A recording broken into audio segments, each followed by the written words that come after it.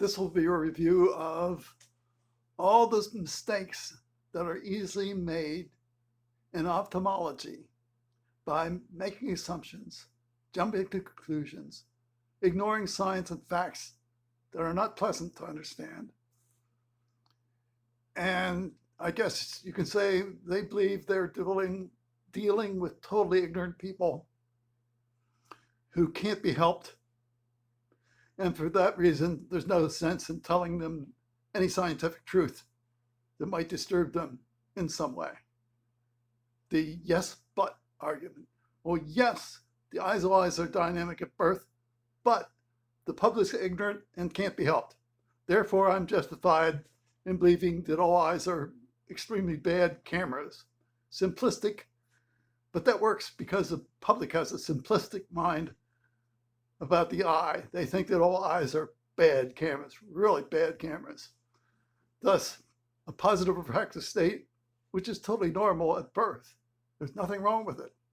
It's called hypermetropia because it's got to fit the frozen camera idea to make their practice sense, and for the public, perhaps.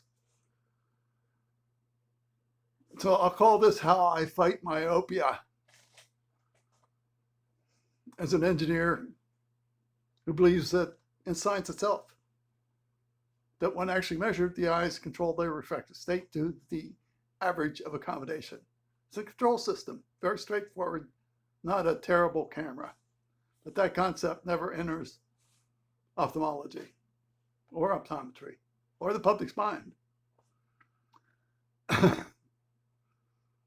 So I realized this because Rafelson, who really wanted to help people, found the public's ignorance was so total that prevention is totally impossible for them. You can't lecture, you can't help them, you can't talk to them. So all you do is give them a minus lens and hope for the best. So that was Rafelson's lesson to me. Don't get involved. Don't talk to people. Don't attempt to help anybody because it will bounce back in your face. And that's why no medical person will have any interest in talking or helping you with any degree of prevention. So understanding that, I gave up. Not on Rafelson, but on ignorance. So that's why I write papers on the eye as a dynamic system, never as effective, never as cure. There is no cure. As long it depends on your mind. If you use a wrong concept, you won't get anything right. So this is how I fight my myopia, by going from 2050 to 2020, or getting the refractive state of my eyes as measured by me to go from -3/4 diopter to plus a half diopter. It's very straightforward engineering. It makes logical scientific sense, but I don't expect anyone in ophthalmology will ever understand one part of it. So I've got to protect myself. I can't do anything for you. Sorry, I don't think you should even bother asking, because you won't believe anything I say anyway. So that's where we stand now. If you're looking for somebody, the problem with the word nearsighted, I would never use it. I could avoid using it at all. I say, when 2050, a negative refractive state of the absolutely normal eye as a control system. In the same way with a positive refractive state. It's not hypermetropia. It's a positive refractive state as measured for all fundamental eyes. Now, as an engineer, I expect to measure control systems. And once my refractive state is positive, it's completely normal. And I do the measurement, since certainly an engineer is qualified to make accurate measurements of a control system of what the eye is. It's arguable when it's slightly negative, then you can argue about that.